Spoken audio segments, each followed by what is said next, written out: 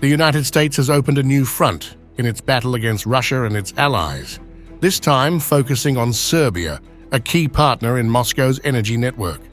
Washington is preparing to impose sweeping sanctions on the petroleum industry of Serbia, NIS, a company controlled largely by Russian energy giants Gazprom Neft and Gazprom.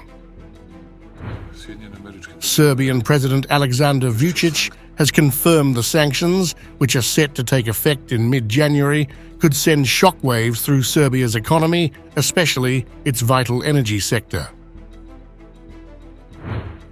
In an exclusive interview with Serbia's radio and television, RTS, Vucic revealed the gravity of the situation, underscoring how the US sanctions threaten not just oil supplies, but Serbia's broader economic framework.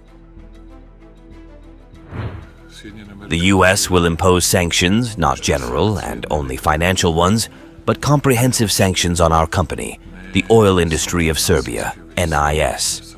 So these will not be sanctions against companies that have Russian ownership, nor that are financed by Russian banks, but they will be direct sanctions on the oil industry of Serbia.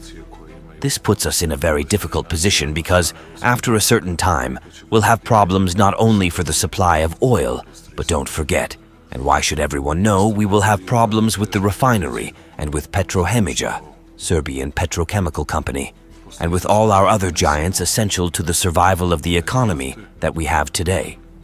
Because there'll be problems when purchasing spare parts, and we have already managed somehow so far.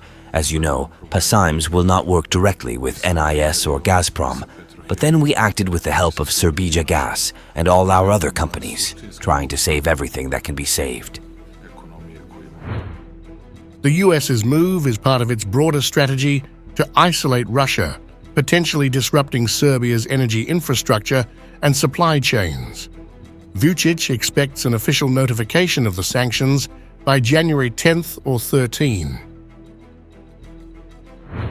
In response, Serbia is preparing to establish a coordination body to manage the fallout and ensure the continued flow of oil and gas. Prime Minister Milos Vučević will head the body, which will focus on maintaining natural gas supplies with support from Russian and Azerbaijani partners. Serbia's daily energy consumption places significant pressure on its reserves, with 430 million cubic meters of gas currently stored in Hungary and Banatski Dvor. Vucic emphasized the nation's dependence on Russian energy and the potential risks of the sanctions. Looking ahead, Vucic intends to seek a meeting with Russian President Vladimir Putin between January 25th, 27, to discuss the implications of the sanctions and explore potential solutions. I'll ask to have a meeting with President Putin after or between January 25th, 27, when I see what my talks with the new US administration have been, if we have any chance or no chance to change that in a short period of time. So by January 25th, you will know what the situation is and how things stand. You will prepare for me everything that you think is important for the conversation with President Putin, and then proceed accordingly. By February 15th, we have to make a decision on what we are going to do. As far as gas is concerned, both Russia and Azerbaijan have been reliable partners for us, and they still are today. We use between 13.5 and 14.5 million cubic meters of gas per day. That is a lot of consumption. We still have about 430 million cubic meters of gas in reserve in our gas storage facilities in Hungary and in Banatski Dvor in Serbia. The sanctions threat, which has been looming over Serbia since December, is already affecting the country's economic outlook.